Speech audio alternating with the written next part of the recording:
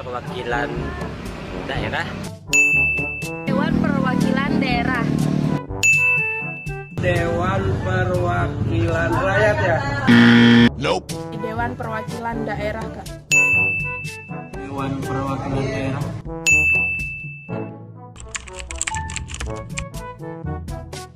Warga negara Indonesia yang tidak terikat oleh partai apapun atau independen. Nope. Masyarakat umum. Ya kalau nggak salah nggak mungkin kalau para pejabatnya masyarakat lah. Untuk masyarakat umum tentunya, tapi bukan pejabat dan bukan PNS.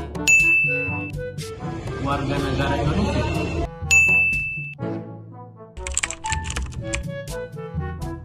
Saya kurang tahu, Pak. Nope. Kampung apresiasi dari masyarakat. Apresiasi. Satu, fungsinya untuk mengambil aspirasi masyarakat atau mengayomi masyarakat dan lain-lain lah, mungkin seperti itu. Fungsi dan tugas DPD itu adalah mewakili tingkat pusat nasional karena A few moments later.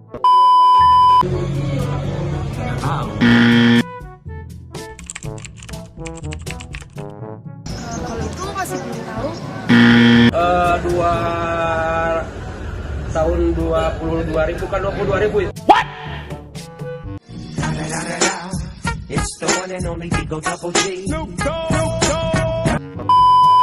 saya lihat di story teman pada bulan Desember untuk pencalonan. Tidak tahu.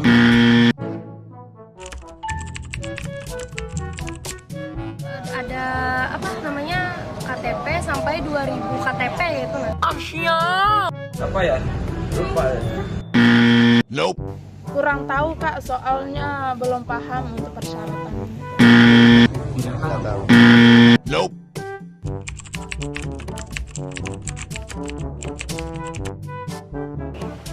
Itu dari KPU, Pak. Nope. Bawaslu. Bawaslu ya? Tentunya adalah Bawaslu. Bawaslu ya?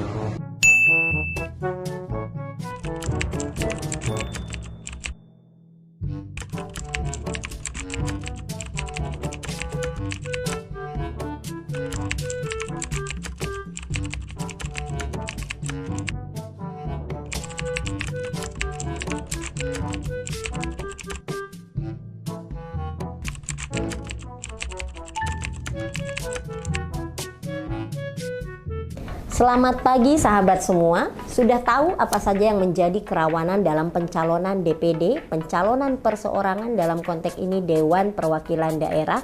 Nah, setidaknya ada 3 yang perlu kita sama-sama waspadai. Apa saja kerawanan itu? Pertama adalah dari sisi kerawanan penyelenggaraan teknis. Pertama, apakah sahabat-sahabat sudah tahu sekarang apa saja tahapan yang sedang berjalan terkait proses pencalonan DPD ini? Ya, betul banget. Soal sosialisasi mengenai jadwal dan apa saja proses yang berlangsung penting untuk kita semua ketahui. Kenapa? Karena ini menyangkut hajat kita bersama. Kerawanan yang kedua berkenaan dengan penyelenggaraan teknis adalah bagaimana apakah para bakal calon yang saat ini sedang berproses untuk menjadi calon DPD kemudian sudah memahami secara baik soal aplikasi Silon, sistem informasi pencalonan. Kenapa? Karena nanti seluruh proses input data mereka yang akan maju di DPD itu menggunakan aplikasi Silon. Kebayangkan kalau sosialisasi soal aplikasi ini tidak bisa dipahami, tidak masif, tidak menjangkau, maka bisa dipastikan akan banyak orang yang kesulitan menggunakan akses Silon. Maka soal kerawanan ini juga menjadi penting bagaimana soal Silon tersosialisasi dengan baik. Dan yang ketiga adalah soal Bawaslu nih, Badan Pengawas Pemilu. Badan Pengawas Pemilu penting untuk dapat mengakses secara utuh mengenai Silon. Kenapa? Karena sebagai sesama lembaga penyelenggara negara, jika Bawaslu tidak mendapatkan akses sipol dengan komprehensif, maka bisa jadi akan sangat mempengaruhi kualitas dari sisi pengawasannya. Nah, sahabat, itu kerawanan dari sisi penyelenggaraan teknis. Yang kedua adalah kerawanan dari sisi persyaratan calon anggota DPD. Sebagai contoh, misalnya kita perlu memastikan jangan sampai ada bakal calon yang kemudian dalam prosesnya belum mengundurkan diri dari pekerjaan yang sumber keuangannya dari negara. Yang kedua adalah berkenaan dengan pemenuhan dokumen persyaratan. Kita juga perlu memastikan bagaimana seluruh dokumen itu otentifikasinya, validasinya, jangan sampai ada dokumen yang kemudian dinyatakan palsu. Contoh kerawanan yang berikutnya adalah berkenaan dengan bagaimana kita memastikan calon anggota ini kemudian benar-benar tidak terdaftar sebagai pengurus salah satu partai politik. Yang ketiga, sahabat-sahabatku sekalian, sisi kerawanan dari keterpenuhan dukungan minimal pemilih. Nah, ini menyangkut kita semua nih. Misalnya, kita perlu loh memastikan kerawanan bagaimana kemudian tidak ada pihak yang dilarang dalam undang-undang turut memberikan dukungan. Yang kedua, contoh lainnya adalah jangan sampai ada dukungan yang ternyata usia pendukung ini belum mencapai 17 tahun. Dan contoh yang berikutnya adalah soal mewaspadai kegandaan. Ini adalah contoh-contoh kerawanan yang kita lihat dari sisi penyelenggaraan teknis, dari sisi persyaratan calon, dan dari sisi dukungan minimal pemilih. Sahabat, sekarang sudah pada tahu belum apa saja kira-kira daftar pekerjaan atau profesi yang itu tidak boleh memberikan dukungan terhadap calon perseorangan DPD? 1. TNI. 2. Polri.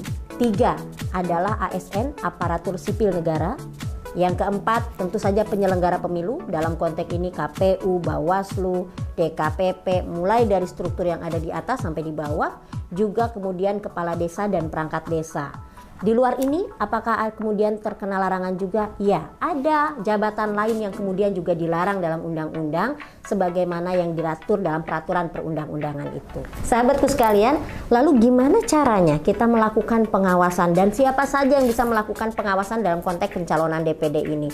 Ada 2. Pertama, tentu saja pengawasan harus dilakukan oleh Bawaslu sebagai lembaga pengawas pemilu, dalam konteks ini sebagai penyelenggara pemilu. Yang kedua adalah pengawasan yang bisa dilakukan oleh masyarakat. Kalau Bawaslu sebagai penyelenggara pemilu, maka punya kewajiban untuk memastikan kelengkapan, kebenaran, dan keabsahan seluruh dokumen.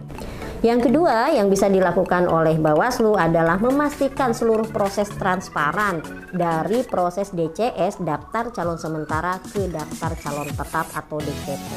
Yang berikutnya adalah memastikan adanya kemudahan baik bagi masyarakat maupun bagi peserta dalam mengakses maupun memberikan masukan, termasuk menyampaikan tanggapan berkenaan proses DCS dan DCT itu.